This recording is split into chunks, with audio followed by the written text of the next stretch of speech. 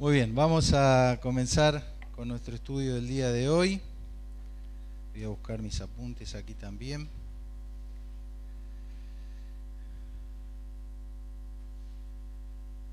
Ahí estamos.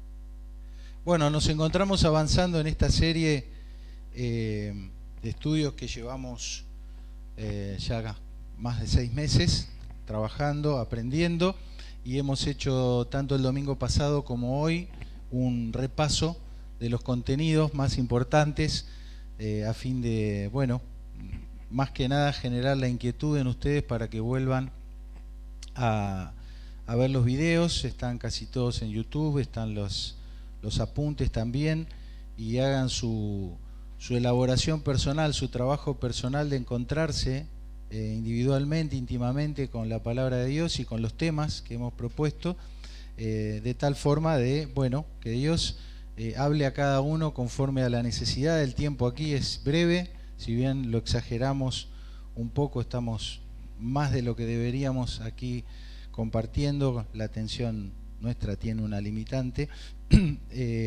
Aún así, bueno, tratamos de presentar el tema para que después ustedes puedan trabajar. Y el domingo pasado usamos esta metáfora para decir que si somos como niños, que tampoco es algo muy original que se me haya ocurrido, sino que el mismo Señor nos ha mandado a tener ese corazón, esa mentalidad de niño, en el sentido de no perder la inquietud, esa capacidad de adaptabilidad, no caer en frustración cuando algo no nos sale. Obviamente no llenarnos de ansiedad y saber que si podemos confiar en Dios, en el Padre, en los brazos del Padre, entonces podemos experimentar un proceso de caminar, de aprender a caminar, aún a los golpes, a los tumbos, a las caídas, pero sabiendo que Dios es el que nos va a llevar por esa senda de madurar y de crecer espiritualmente. Nos hicimos 3 preguntas el domingo pasado para poder afianzar nuestra confianza en Dios, y una de ellas eran estas 3, ¿no es cierto? ¿Quién es nuestro líder o cómo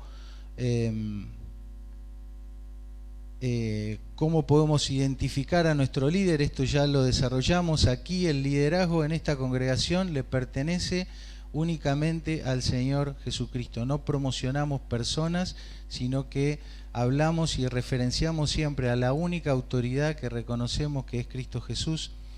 Él nos pidió que hagamos algo muy concreto, muy específico, que es anunciar las virtudes de aquel que nos llamó de las tinieblas a su luz admirable, ¿sí? Y en ese negocio, en ese asunto estamos, de anunciar a Cristo y a su obra para todos aquellos que la necesitan.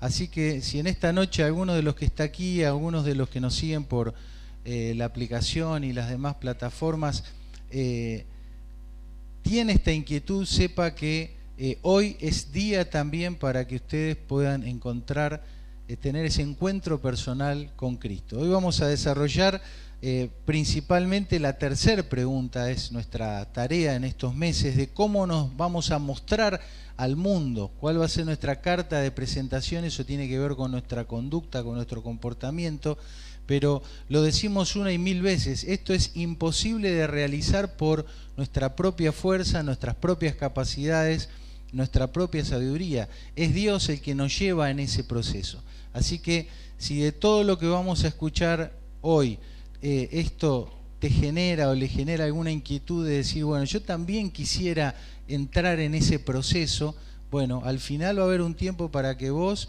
puedas también un día, como lo hice yo y como lo hemos hecho muchos de los que estamos aquí, ir a los pies de la cruz, a los brazos de Dios, para recibir no solo su perdón, sino esa nueva vida a través de la cual Él nos guía a caminar en santidad y en obediencia, y nos lleva hacia sus propósitos. Nuestra serie es Distinguidos por Promesa, porque es Dios quien ha prometido que nos va a conducir hacia la construcción, a que podamos ser hombres y mujeres distinguidos, distintos para Él, por medio de Él.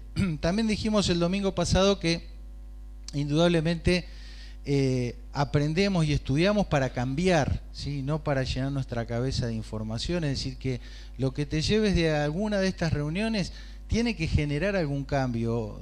Tenés que hablar con Dios para que Dios transforme tu vida de alguna manera.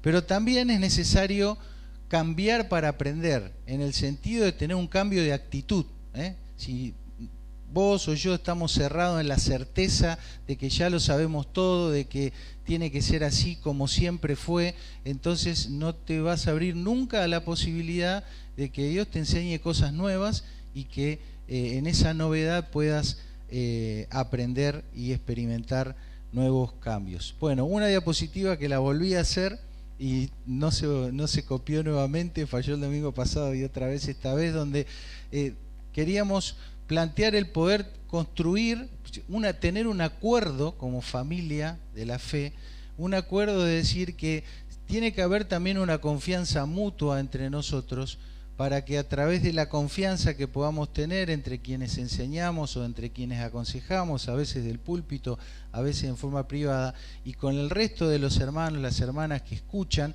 tiene que haber esa confianza para decir, bueno, te escucho, reflexiono, aprendo, pregunto, cuestiono, te lo planteo, y entonces hay un ida y vuelta, ¿entienden? Y en esa ida y vuelta, en esa retroalimentación, podemos crecer, podemos afinar la puntería, podemos aclarar temas, podemos ajustar la escucha, ¿no? A veces uno dice algo, pero vos lo recibís de otra manera. Entonces, si hay confianza mutua, podemos construir esa relación y no que acá haya un abismo donde yo digo lo que me parece y vos en la otra punta escuchás lo que te parece y después cada uno se va por su lado y hace lo que le parece. No se termina de constituir la unidad que debemos tener como hijos, hijas de Dios, que somos hermanos en la fe, ¿sí? Entonces, por eso es importante el acercamiento, la interacción, la cooperación, los aportes, y de esa manera poder crecer como familia, ¿sí? Entonces, trabajamos en este repaso y planteamos fundamentalmente esto, ¿no? Que Dios nos ha prometido, pero nos ha dejado también procedimientos para que nosotros, como pueblo de Él, vayamos siendo confirmados, como Él mismo lo ha jurado, lo ha juramentado. Y fíjate cómo Dios lo dice con toda certeza: y cuando guardares los mandamientos que el Señor tu Dios te dio, y anduvieres en tus caminos. O sea, es un hecho para Dios que su pueblo, sus hijos van a andar en sus caminos, porque Él está ahí metido en ese asunto de que vos y yo podamos crecer y podamos avanzar. Miren, esto de los procedimientos, de las instrucciones que Dios nos dejó, no es tan complicado, es algo que sucede en el ámbito educativo todo el tiempo, ¿eh? Desde que vamos a la primaria, secundaria, universidad, todos hemos tenido que hacer, ¿qué cosa? Trabajos prácticos. ¿Te dieron alguna vez un trabajo práctico? ¿Sí? Bueno, ¿y qué es el trabajo práctico? Nada, el docente te enseñó algo, te explicó una teoría y después te arma un programita, una actividad para que vos trabajes con esa teoría en forma práctica, ¿no? ¿Y qué vas a tener? Unas consignas. Te va a decir cómo tenés que hacer esa práctica, ¿no? Te va a decir si es, no sé, un cuestionario, investigar los pasos. Y entonces vos vas siguiendo eso y ahí viene tu elaboración y tomás los contenidos que te dio en clase más otras cosas que tenés que investigar. Por ahí lo haces solo, por ahí lo tenés que hacer con otros, y toda esa elaboración práctica va a despertar tu entendimiento de lo que aprendiste en clase. Se va a bajar eso, se va a afianzar más en tu capacidad de entender lo que se dio. Y después generalmente los trabajos prácticos van a terminar con algún tipo de conclusión o algo donde vos descubriste algo, afianzaste algo, pudiste resolver algo, y eso queda ahí escrito. Y ese trabajito práctico no abarcó todo el contenido ni todas las posibilidades, pero ya te abrió una capacidad de bajar a la práctica, algo palpable, todo eso que la maestra o el profesor te dio. Y esto se puede dar en todos los niveles. O sea, vos a un niño le podés enseñar las figuras geométricas, ¿no es cierto? Y después, ¿qué le vas a decir? Eso es tan abstracto, una esfera, un cuadrado. Le vas a decir, bueno, anda a tu casa y fíjate a ver si ves eso en algún lado. Y el niño lo va a ver en la mesa, en el reloj, en la silla, en el techo de la casa y lo va a dibujar. Y cuando es un poquito más grande lo va a poder ver en un edificio y después lo va a poder hacer en una maqueta. Y cuando quiera acordar, el hombre es un ingeniero y puede hacer con esas figuras geométricas un edificio espectacular o una ciudad. ¿Te das cuenta? Es un proceso. Es un proceso. Y las instrucciones de Dios, la palabra de Dios son eso, son pequeños trabajitos prácticos que vos y yo podemos hacer para bajar a la práctica, a lo palpable, a lo del día a día, las verdades profundas que hay detrás de esos mandamientos o de esas instrucciones. Pero no nos vamos a quedar ahí, vamos a repensarlas, a revisarlas, a mirarlas de vuelta el año que viene o el otro, dentro de 10 años, y eso va generando un proceso de formación educativo en el cual vamos cada vez afianzando más lo que Dios quiere construir en nosotros. ¿Se entiende? Entonces, de eso un poco se trata, es una pedagogía de Dios y nosotros la compartimos acá para que después, como dije, cada uno la pueda trabajar en su vida personal. El domingo pasado hablamos de la importancia de repetir y de combatir uno de los grandes enemigos que tenemos, que es el olvido. También hablamos de ese lugar santo, especial, único, que Dios elige y construye para morar, un lugar exclusivo de Él, ¿sí? Que en este tiempo que nos toca es ¿tú qué? Un poco más que eso, más que eso, más que eso, más que eso, más todo tu ser. A ver, tu cuerpo, mi cuerpo, nuestro cuerpo es un santuario para Dios siempre y cuando hayas permitido que Cristo te limpie con su sangre y estés limpio, purificado por los méritos de Él para ser un santuario para Dios, ¿sí? Y la segunda forma o el segundo aspecto del lugar santo exclusivo que Dios ha diseñado es, aparte de tu cuerpo, aparte de ti, la iglesia, el conjunto de creyentes. Este es un santuario, pero no por el edificio, sino por el conjunto de creyentes que congregamos aquí. ¿Entienden? Entonces, hablamos de cuidar eso, pero también hablamos de crecer y desarrollamos este concepto tan lindo de ser injertados, adoptados, unidos, no tanto entre nosotros, sino unidos a la raíz que es Cristo y de la cual bebemos o nos nutrimos de la rica savia que nos da vida. Hablamos de tener solicitud para caminar siguiendo los pasos del Maestro, y Jesús dijo una declaración categórica, ¿sí? Categórica. No piensen que he venido para abrogar o anular la ley o los profetas. No he venido para abrogar o anular, sino para cumplir. Claro, esta palabra puede significar muchas cosas, ¿sí? Tenemos que ir al mataburros. El concepto de cumplir no es la hago y después la quemo, ¿sí? Es como que vos te recibís de ingeniero y después vas y le pones una bomba a la facultad de ingeniería, porque ya te recibiste. Es un contrasentido total, ¿sí? Y tampoco Jesús en su vida, aquí en la tierra, cumplió con todos los mandamientos. No era mujer, no era casado, no era ganadero, no era sacerdote, no era levita, es decir, él cumplió en el sentido de observar los mandamientos que le correspondían a un adulto soltero judío que vivía en la ciudad. Más o menos un 30% de todas las instrucciones que hay, ¿sí? Entonces también es una falacia pensar que Jesús cumplió todos los mandamientos y después agarró y tiró al fuego las leyes que él mismo había escrito en la antigüedad. La palabra cumplir es esto que vimos acá: levantar, erguir, mantener, defender, celebrar, seguir, llenar, desbordar. Y es lo que pasa cuando una señal de tránsito está arriba, ¿sí? ¿De qué sirve una señal de tránsito en el piso, tirada al costado de la ruta? De nada.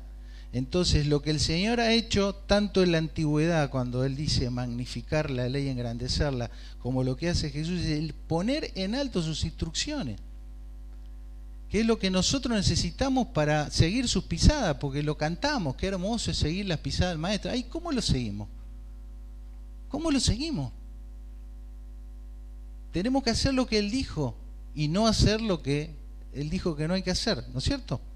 Entonces, poner en actividad o levantar cada una de las instrucciones abre un abanico de posibilidades, queridos, y un sinnúmero de experiencias alrededor de ellas, ¿sí?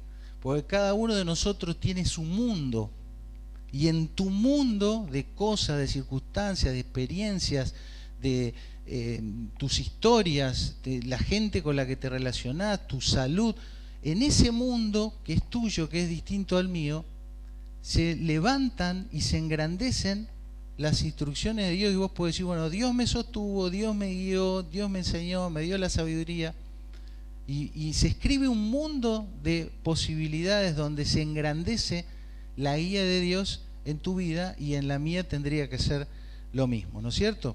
Entonces, no sería coherente que nosotros tengamos la cabeza llena de información bíblica y que después no tengamos la sabiduría para vivir, ¿sí? Para eso, sí, comprate un celular con mucha memoria y la pones ahí y ya la tenés ahí. Esto se tiene que bajar a nuestra vida de ejecución, ¿sí? Entonces, no podemos ser grandes conocedores y raquíticos a la hora de enfrentar la vida cristiana, ¿no? La vida de un hijo, de una hija de Dios. Por lo cual, la teoría y la práctica tienen que estar en equilibrio, ¿sí? Porque, como solemos decir a veces en el quirófano, no hay peor cosa que un ignorante con iniciativa. Vos estás en un área de trabajo, no sé, lo que hagas, y viene una persona que no sabe y te quiere ayudar, a los 2 minutos, ¿qué le decía? Las cocineras, ¿qué le decís, Nini, cuando me decís cuando voy a la cocina? Sentate nomás, así me hace, ¿eh? Quédate ahí, sentate, ¿eh? Entonces, no hay peor cosa que alguien que quiere, pero no sabe, ¿sí? Y tampoco tiene sentido, por lo menos en la vida cristiana, saber y no vivirlo, ¿no es cierto? Entonces, todo lo que procuramos compartir, que a veces yo reconozco y acepto las críticas de que lo teórico es demasiado abrumador, pero todo lo que vos puedas captar o te pueda quedar de lo teórico no es para que lo sepas nomás, ¿sí? No es para que, mirá, hay que bajarlo, de alguna manera se tiene que cristalizar, concretar en acciones. Por ahí no mañana, pero tal vez la semana que viene o dentro de un año, y ahí vino y se aplicó, ¿sí? Bueno, más o menos hasta acá habíamos ido en nuestro recuento, y ahora nos quedan unos minutos para repasar lo que hemos visto desde febrero más o menos hasta mayo, ¿sí? Y hablamos mucho de este concepto, ¿no? Del día donde se cesa, se suspende la actividad para poder experimentar, ¿qué cosa? El reposo, el descanso, el refrigerio, ¿sí? Que dijimos que es lo mismo que pasa con el recreo cuando estás en la hora de clase, ¿sí? Entonces, para poder dimensionar esta instrucción bíblica como cualquier otra, dedicamos bastante tiempo a tener presentes estos criterios, ¿sí? Debemos ser prudentes en el juicio, a la hora de emitir una opinión, decir, bueno, ¿cómo voy a aplicar esto que aprendí, esto que escuché, esto que me enseñaron, sea que me lo hayan enseñado hoy o hace 20 años atrás?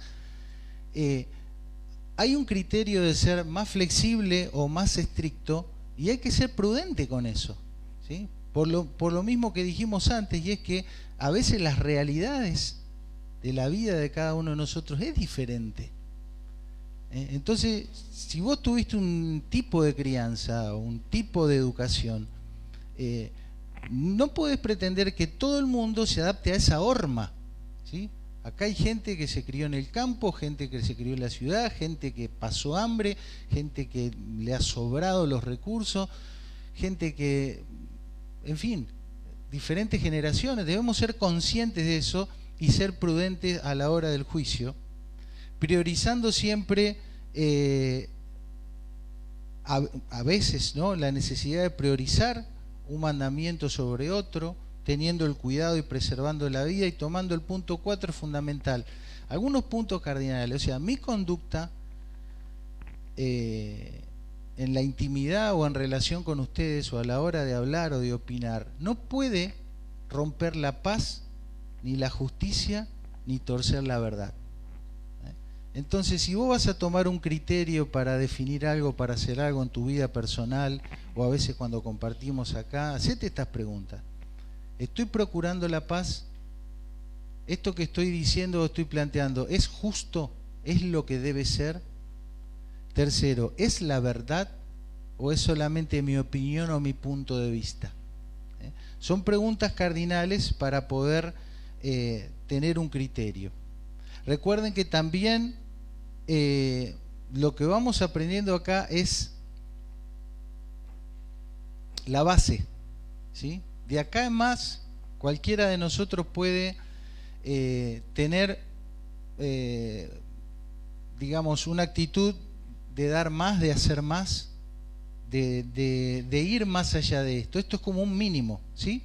Y saber que toda vez que hay una controversia o hay una duda o hay un planteamiento, Dios ha establecido este orden que, bueno, la sociedad organizada en la que vivimos lo respeta también. Es decir, si a vos algo no te gusta, no puedes agarrar un palo y darle al vecino porque no te gustó no sé qué o porque te parece que está muy mal. Hay un proceso para las cosas, ¿sí? Entonces, si el mundo en su sabiduría aplica un debido proceso donde vos tenés tus derechos, tus obligaciones y el ejercicio de autoridad y la policía y el juez, y cuánto más nosotros, ¿no? Entonces, exponer cualquier situación, cualquier circunstancia, cualquier necesidad, cualquier planteo que uno tenga a un debido proceso, ¿sí? Consultá, preguntá a alguien que sea de referencia, de confianza, y aplicar sobre todo la prudencia. Es decir, que un árbol no te impida ver el bosque, ¿sí? Que un árbol no te impida ver el bosque, ¿sí? Y es notorio porque a veces, si te lo dice el doctor, si te lo dice tu comadre, o a los que son más jóvenes, si te lo dice un influencer o un youtuber, lo agarrás al vuelo, todo bien. Pero si está en la Biblia y no te gustó lo que ahí dice, ¿viste? Entonces, vayamos con tranquilidad, ¿sí? En resumen, sobre este gran tema que ha generado mucha tela para cortar. Dios ha diseñado una estrategia para tu bien, para tu alivio y para tu restauración, junto con todas las otras instrucciones te harán santo para Él. ¿Qué puedes hacer? Oílo, créelo, y después sé dócil y paciente en el proceso, ¿sí? Porque todos tenemos nuestros tiempos y Dios va a trabajar con cada uno de nosotros. Tranquilos, ¿sí?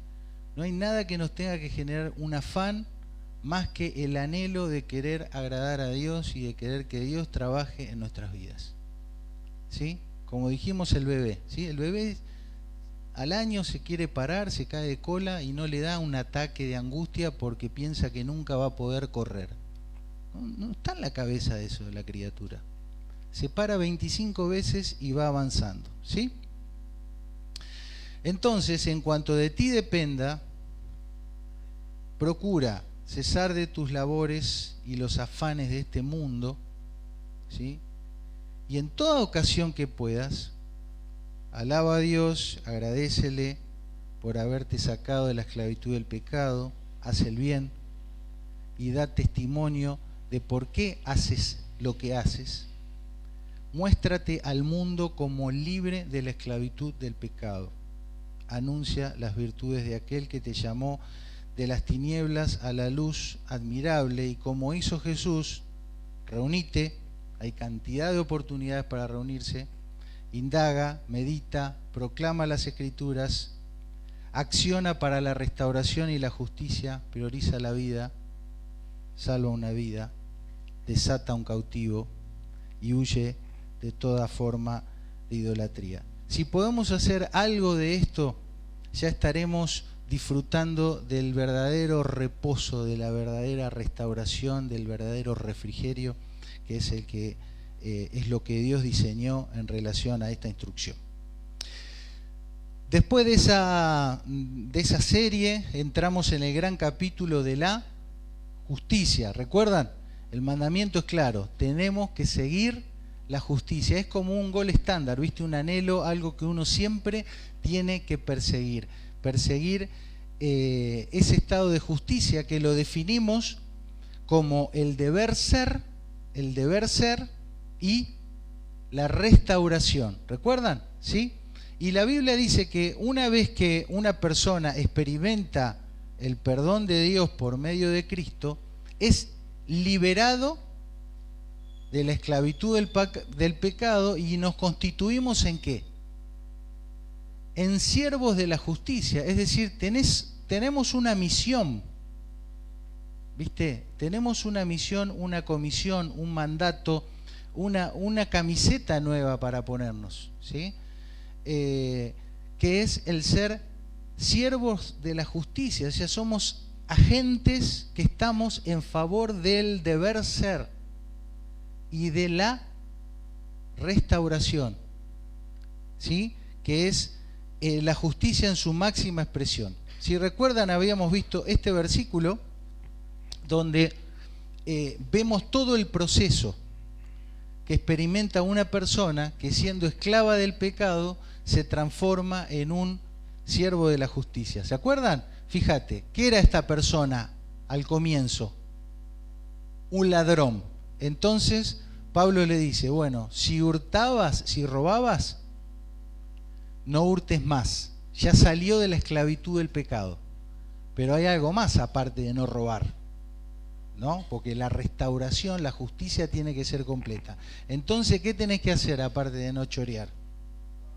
Trabajar, ¿sí? Pero falta algo más, porque yo puedo trabajar y ser un egoísta que solo pienso en mí. Entonces, tengo que trabajar en lo que es bueno, ¿sí? Y no solo eso, sino que con lo que gano, ¿qué tengo que hacer?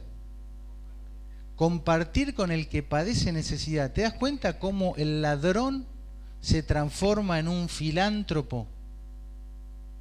Cómo el que robaba se transforma en alguien que da al que necesita. Ese es el proceso de la justicia restaurativa y se cierra el círculo. Entonces, vos y yo podemos estar viendo en qué instancia estamos en diferentes cosas de la vida. Decir, bueno, ya no estoy haciendo lo malo, pero estoy haciendo lo bueno, o lo mejor, o lo ideal. ¿Te das cuenta? Podés mirarlo en cualquier aspecto que quieras mirar de tu vida y decir, bueno, Dios me sacó de la esclavitud de ya no estar dependiente de esto, o ya no usar mi boca para tal cosa, o mi cuerpo para tal cosa. Pero bueno, y de ahí, ¿qué sigue? Y entrar en un proceso de restauración completa. Algunas declaraciones en relación a ser siervos de la justicia. Un compromiso con la verdad, aunque seas minoría. Un compromiso con la verdad, aunque seas minoría. Con el grupo de jóvenes nos copamos ahí con una serie que va relatando la vida de Jesús, ¿no? Y cómo él eligió a sus discípulos. Y comienza la serie con esta imagen, ¿sí? Y entonces un pececito que va contra la corriente, ¿eh? Y a medida que avanza ahí la música, otros peces se van transformando de gris a turquesa y van marcando la diferencia, pero a veces es uno solo el que tiene que ir contra la corriente. Seamos comprometidos con la verdad, aunque seamos minoría. Que te digan raro, que te digan friki, que te digan que sos políticamente incorrecto, pero que también digan que sos íntegro, que sos incorruptible y que sos 100% confiable. Aquellos que te critican también van a saber que sos 100% confiable porque no te vendés por más de que la presión sea fuerte. Y eso es lo que caracteriza a un hombre de Dios, a una mujer de Dios. Lean el Salmo 15, ahí te va a dar algunos estándares, pero este es el que más me gusta. El que aún jurando en perjuicio suyo, no por eso cambia. Un compromiso con la verdad sin distinción de personas. Fíjate, en esta instrucción se da 3 situaciones. No favorezcas al pobre porque es pobre, ¿no? Es pobre, bueno, pero hizo algo mal, ya está. No podés favorecer a una persona porque es pobre, ¿no? No podés perjudicar a tu enemigo porque es tu enemigo, ¿no? Y entonces, bueno, va poniendo ejemplos de la vida doméstica de ese momento. Si tu enemigo se le perdió el burro, devolvéselo. No podés hacer distinción de personas. Vos sos un servidor, un garante de la justicia. Entonces, ¿qué es lo correcto? No te lo bancás al vecino. Pero ¿qué es lo correcto? Devolvele si se le perdió, si necesita ayuda, ¿está? Y tampoco pervertir el derecho del mendigo. O sea, porque sea pobre en esta escena, no podés ni favorecerlo, obviamente, ni perjudicarlo, ¿no? Entonces, en resumen, un compromiso con la verdad sin distinción de personas. Un compromiso con la verdad, observen, testificando como garante de la justicia. ¿Viste algo? ¿Escuchaste algo? ¿Observaste algo que sabés que no está bien? No mires para otro lado. Si tenés que accionar, accioná. Si tenés que comprometerte, comprometente. Tu palabra, tu conducta tiene que ser garantía 100% de la justicia y de la verdad. Tenés que estar convencido vos y tu entorno tiene que saber eso. ¿Quién lo dijo? ¿Fulano? Ah, no. Si lo dijo fulanita, pongo la mano en el fuego. ¿Sí? Garante de la verdad. Y bueno, estuve buscando palabras para profundizar este concepto y encontré esta, del diccionario paraguayo. Ñembo curé lomo. Tremendo, ¿eh? Ñembo curé lomo significa hacerse el desentendido. Literalmente se traduce como poner lomo de chancho. Se considera una de las tácticas del ñembotadú para zafar de diversas circunstancias. ¿Sí? Entonces, querido, querida, anique ñembotadú. No te hagas el ñembo, o en castellano como decimos, no te hagas el chancho rengo, ¿no? No mires para otro lado, ¿sí? No mires para otro lado. Si es necesario, accionar para ser un garante de la justicia, ¿sí? Pero como dijimos, todo esto tiene su proceso, ¿sí? Tiene su proceso. No podemos salir nosotros ahí el paladín de la justicia a querer hacer todo por cuenta y por mano propia, ¿sí? Entonces, si algo te llamó la atención, si algo no funcionó, bueno, en el mundo es complicado, pero aún así hay procedimientos, ¿no es cierto? Hay leyes civiles que nos ordenan la conducta en la sociedad en la que vivimos, pero en la familia de la fe, en el santuario, en la congregación, también hay procesos, ¿sí? Entonces, no te cortes solo, no quieras hacer tu jugada.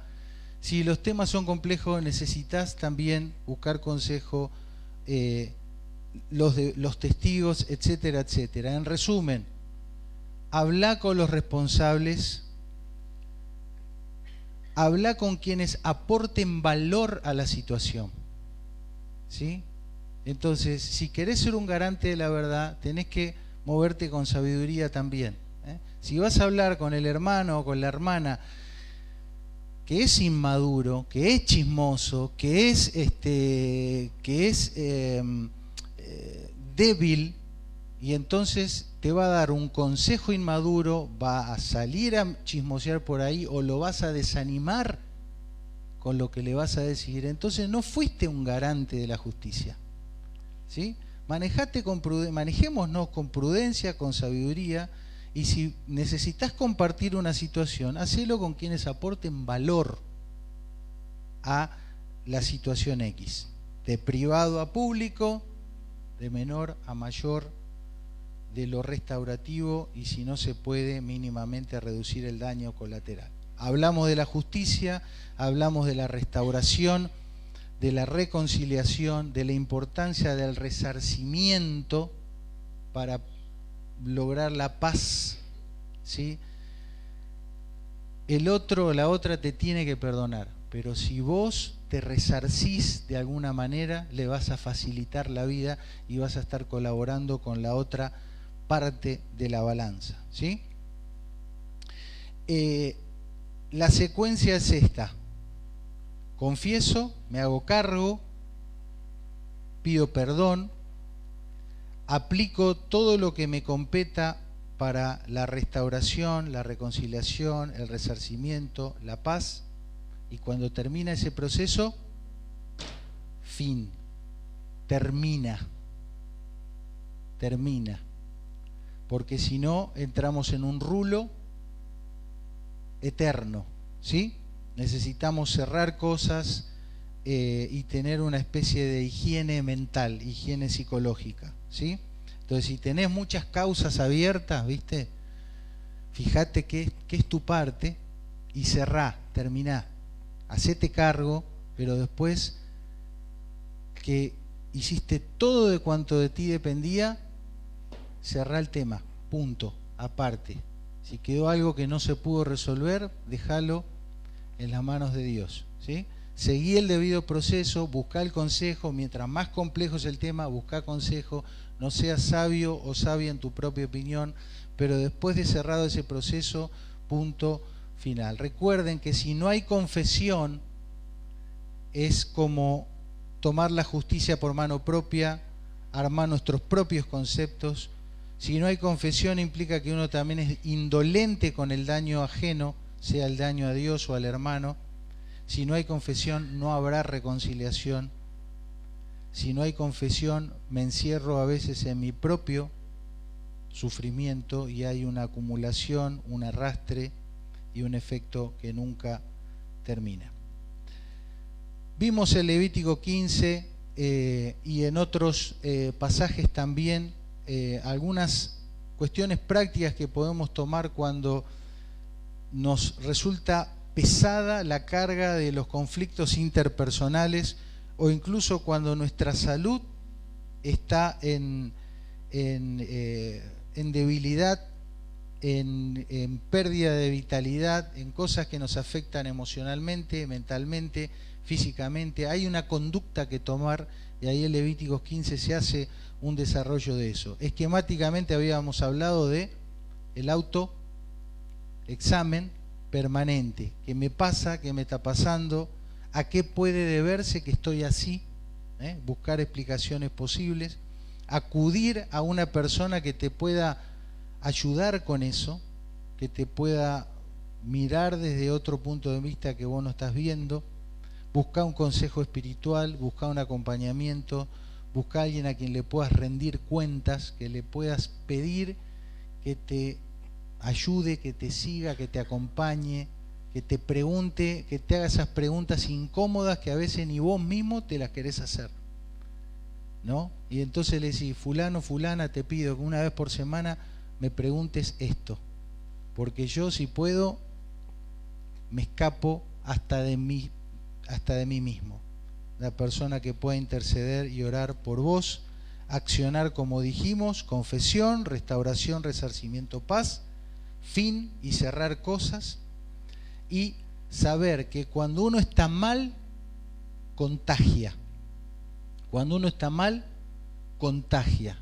Y entonces, así como en medicina todos vivimos lo del COVID, se aísla para evitar el contagio del enfermo. Entonces, si vos estás mal y no te haces cargo de eso, vas a estar desparramando esa mugre a todas las personas, a los más cercanos. Entonces, seamos responsables también con la salud del otro, la salud física, emocional, espiritual del otro. Si vos no estás bien, asumilo, busca ayuda, pero no estés ahí pululando y tirando esa mugre que a veces solemos tener. En Levítico 6 desarrollamos también otro tipo de situaciones, que son los pecados a conciencia, cuando deliberadamente lo hacemos, ¿sí? Leemos los títulos: falta de acciones solidarias con el hermano, el deber ser de la justicia en cuanto a dar ayuda o préstamo solidario al necesitado, la justicia en el sentido de asistir y de ayudar al progreso del otro y no explotarlo, la justicia en el sentido de no absorber el bienestar del otro, hacer favores y, en último lugar, meterme en la vida del otro, pero meterme como bien. Meterme bien, ¿para qué? Para salvaguardar la integridad del otro, ¿sí? Entonces dice el mandato: no andarás chismeando entre tu pueblo, no atentarás contra la vida de tu prójimo. La idea de difamar es homologada, es puesta como un sinónimo de intento de homicidio, ¿sí? Jesús lo dijo también, ¿recuerdan? Si vos en tu corazón deseas ese mal para el otro, ya pecaste de homicidio. Entonces, está en sus instrucciones en el Antiguo y en el Nuevo Testamento. Necesitamos interactuar mutuamente, pero bien y para bien, ¿sí? Luego Juanjo nos habló del diezmo y saqué aquí algunos conceptos del apunte que él nos dejó. Aprendimos cómo el diezmo tiene otra dimensión a lo que muy probablemente muchos de ustedes conocían, y tiene que ver con el suplir las necesidades que nosotros tenemos, porque los mandamientos de Dios son para eso, son para nosotros, para nuestro bien, ¿sí?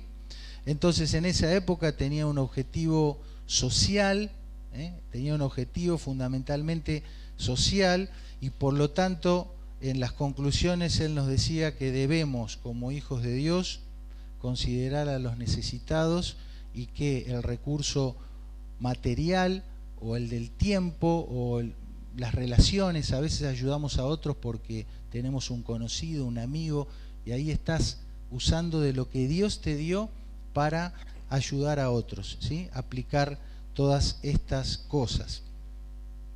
El diezmo también va a tener un sentido práctico que nos va a ayudar a ordenar nuestro corazón, nuestros pensamientos y aún nuestras finanzas, ¿sí? Por eso es un cerco de protección contra la riqueza, el amor a las riquezas, por decirlo de alguna manera, ¿sí? Entonces ahí se desarrolla todo el concepto del contentamiento, de estar agradecidos y contentos con lo que tenemos y no caer en el consumismo al que el mundo nos lleva. Nos va a hacer trabajar la honestidad, la sinceridad, la verdad, la generosidad, la solidaridad y la fidelidad a Dios y a los demás. Todo esto está alrededor del diezmo. Entonces, el que está preocupado porque si el diezmo, si el 10%, si el 20%, el que está con eso no entendió nada. Vea esto, vea el panorama. Y él decía, no vamos a ser más pobres si diezmamos, pero si no tenemos, ¿cómo vamos a diezmar? ¿Y por qué puede ser que no tengas? Bueno, puede ser porque no tenés trabajo, porque se dio una situación que acabó con tus ahorros, pero también puede ser porque somos malos administradores, ¿sí? Entonces somos esclavos de la tarjeta, esclavos del crédito, esclavos de no sé qué, y así nunca vamos a tener, ni para el diezmo ni para nada, ¿no?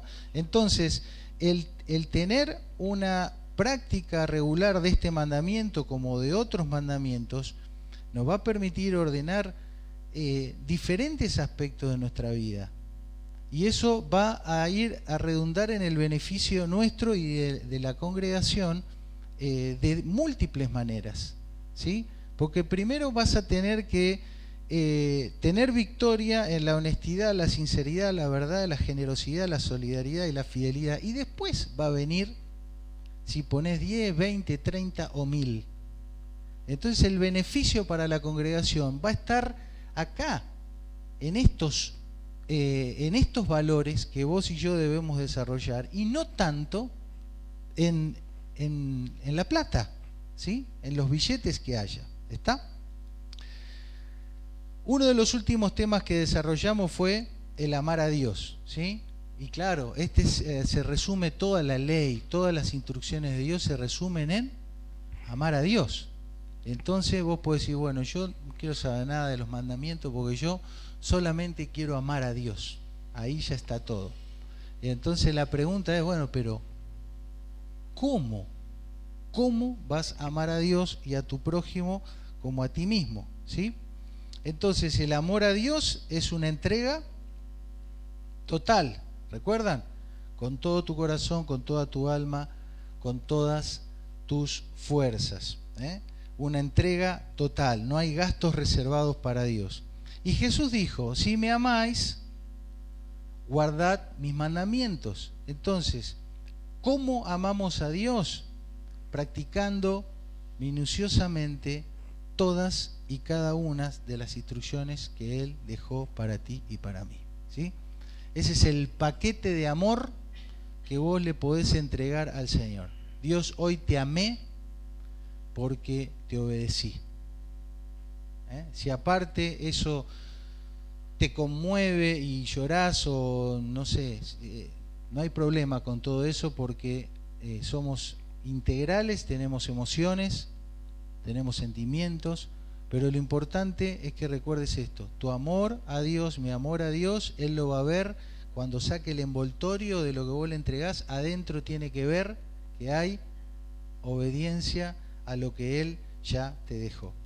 Y ahí explicamos, ¿no?, que estamos todos en ese norte, en esa brújula que es el ir hacia la obediencia a Dios, pero cada uno de nosotros tiene su historia, tiene sus cuestiones, tenemos nuestro entorno, tenemos nuestra situación particular, por eso necesitamos todo el tiempo estar ahí con la brújula y recalculando, todo el tiempo procurando ajustar, calibrar los instrumentos para que nuestro vuelo o nuestra caminata o nuestra navegación hacia el amor a Dios, hacia el amar a Dios, esté siempre ajustada y calibrada.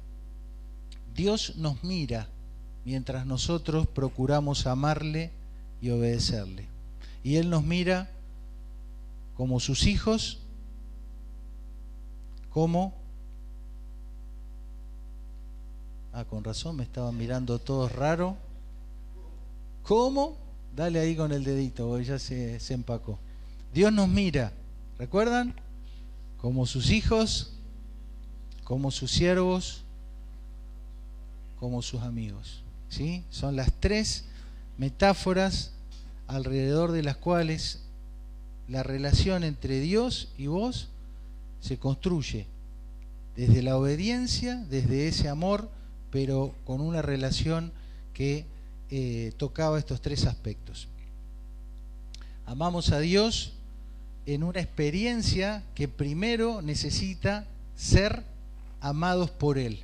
Y una vez que experimentamos y Él suple esa primer necesidad que es que Él nos ame, entonces después podemos amarle a Él y amar también a otros. Recuerden, muchas veces, aún desde púlpitos evangélicos, no de este, pero desde muchas plataformas evangélicas, está esto: querete primero vos, amor propio, vos podés tener mucho para dar. Eso es cartón pintado, eso es humanismo disfrazado de no sé qué. Nosotros hablamos de que el amor de Dios ha sido derramado en nuestros corazones y que porque Él nos amó, entonces nosotros también podemos amar a otros. ¿Recuerda los 5 lenguajes del amor? Una forma práctica, sencilla, de que puedas revisar aspectos de tu vida, sobre todo lo que decimos, verbalizar el agradecimiento, el reconocimiento. Si le vas a decir algo a alguien y querés decírselo amorosamente, enfócate primero en lo bueno que esa persona tiene o dijo o hace, y después decirle en qué cosas podría hacerlo mejor. Sé prudente en tus juicios y en tus afirmaciones, porque raramente vas a tener toda la verdad en lo que estés opinando, ¿sí? Entonces sé prudente para no herir, para no ofender innecesariamente. Habla desde la humildad, pide permiso, sea respetuoso. Estemos presentes, escuchando, dedicándole un tiempo a esa persona que necesita eso para experimentar el sentirse o el saberse amada, y algunos que necesitamos el contacto físico o que lo expresamos de esa manera, hagámoslo toda vez que se pueda, ¿sí? Bese, abrace, contacte, toque, y sobre todo, bajá la guardia, salí de tu mundo, salí del cascarón para poder experimentar el amor de otro, para que vos puedas también amar. Llegando al final de este recorrido de 4 meses, vimos que Dios quiere que seamos íntegros, ¿se acuerdan? Completos, maduros, llenos, cabales, enteros, y que es un proceso que no es de una vez, ¿no? Es de todo el tiempo. Y este desafío, queridos, basta de estar siempre en el mismo lugar con la misma musiquita, ¿sí? Lo mismo lamento, la misma queja, lo mismo problema que semana tras semana los tenemos y no podemos salir. Dios nos manda a madurar. Y como dijimos al principio, Él está comprometido en llevarnos hacia esa madurez. ¿Está? Entonces, fíjate qué te falta, qué te sobra, y pedirle al Señor que te ayude y salgamos de la misma cantinela día tras día, mes tras mes, porque Él nos manda a madurar, nos manda a completar, nos manda a dejar eso que nos tiene en la inmadurez, que nos tiene atrasados, ¿sí? ¿Qué me falta? Fíjate, tal vez es hablar con alguien, es tomar una decisión, es dejar algo, es acceder, es comenzar, es terminar, es cambiar tu actitud. Y hablamos especialmente, si recuerdan, de lo que me sobra, qué tengo que sacar, y hablamos de Amalek, ¿recuerdan? Metafóricamente, alegóricamente, el amalecita de tu vida es aquel que te ataca por la retaguardia, que aprovecha tus debilidades, aquel que no tiene temor de Dios. Entonces, ¿cómo es tu relación con esas personas, esas circunstancias, esas ideologías, esas conversaciones, esos hábitos, esas imágenes? Que las mirás, las escuchás, le haces caso y está todo bien, no pasa nada, pero que cuando estás en debilidad, te dan por atrás, ¿sí? Y también dijimos que lo que generalmente nos sobra son nuestras propias heces, ¿sí? ¿Por qué? Porque todos inevitablemente tenemos desechos, todos, ¿sí? Eso está previsto para el pueblo de Dios, que tengan un tratamiento adecuado. Claro, las heces fisiológicas van ahí, ¿no? A la cloaca, pero ¿qué hacemos con los otros desechos de nuestras actitudes, de nuestros pensamientos, de nuestros comportamientos? Eso también tiene que tener su debido manejo. Entonces identifica tus excrementos más frecuentes, esos que son de producción tuya, que no le podés echar la culpa a otro, no, porque fulana, no, porque... No, lo que uno produce, tus malos hábitos, malos pensamientos, pecados ocultos, pecados recurrentes, identificarlo, y lo que ya hemos dicho, hacerse cargo, ver de no estar diseminando por ahí o apenas tapadito para que yo mismo u otro pise y se ensucie con las cosas que yo he dejado, ¿sí? Y disponer del armamento adecuado para enterrar eso, con la confesión, pero después enterrar, y que no moleste, que no te estorbe ni a vos ni a tus allegados las miserias que muchas veces ocultamos y vamos dejando por ahí como si no nos importara. En último lugar, hablamos de ser justos, de tener pesas y medidas justas para las cosas que hacemos, y que tenemos que estar calibrando cada día con detalle nuestro comportamiento, para que estemos siempre en el alto estándar de calidad para Dios. Y este conjunto de enseñanzas nos hablaban de no quedarnos con lo del otro, dar al otro lo que le pertenece, no deberle a nadie nada y ser preciso y correcto. ¿Recuerdan? ¿Sí? Recuerda que muchas veces con las personas con las que más confianza tenemos es con quienes nos abusamos y nos quedamos con cosas que le pertenecen a ellos. Pueden ser cosas materiales o de otra índole. Hablamos del peso, de la prioridad que tienen que tener nuestros padres. Hablamos de la empatía y del cuidado con aquellos que peinan canas, ¿no? ¿Se acuerdan?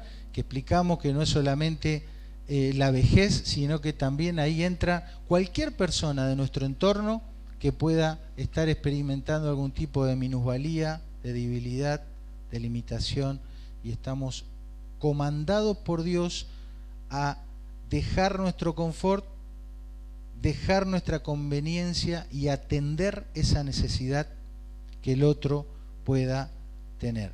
Pero ese mismo pasaje nos hablaba de el reconocer ya no al anciano en el sentido de edad avanzada, sino de la persona que ha desarrollado una capacidad, una trayectoria, y que también esa persona debe ser respetada y reconocida en lo que sabe hacer. No debáis a nadie nada, excepto el amarnos unos a otros. Que cada día, al chequear nuestra vida, podamos decir: no le debo a nadie nada, pero todavía me falta amar más y mejor a las personas que me rodean. Queridos, como dijimos el domingo pasado, no hay otro plan para los hijos y las hijas de Dios. Estamos llamados a ser únicos, porque somos justos, porque vivimos en la justicia, porque honramos la santidad, porque somos el pueblo de Dios, porque ponemos por obra sus estatutos, sus leyes, y porque estamos de paso. Y mientras estemos aquí, tenemos que representar dignamente a nuestro Dios y Rey. Para nosotros es imposible esto, pero cuando abundó el pecado, sobreabundó la gracia de Dios. Y es la única vez que la balanza de la justicia de Dios se inclina, se desbalancea. Se desbalancea porque la gracia de Dios pesa más que tu pecado y que el mío. Dios no se conformó con empatar y poner algo para compensar tu pecado y el mío. Dios sobreabundó con su gracia a todo lo malo que nosotros podríamos hacer. Tenemos que orar para agradecerle a Dios y para que, si aún no lo has hecho, puedas experimentar esta gracia sobreabundante que Dios tiene reservada y preparada para todos aquellos que se lo piden. ¿Oramos?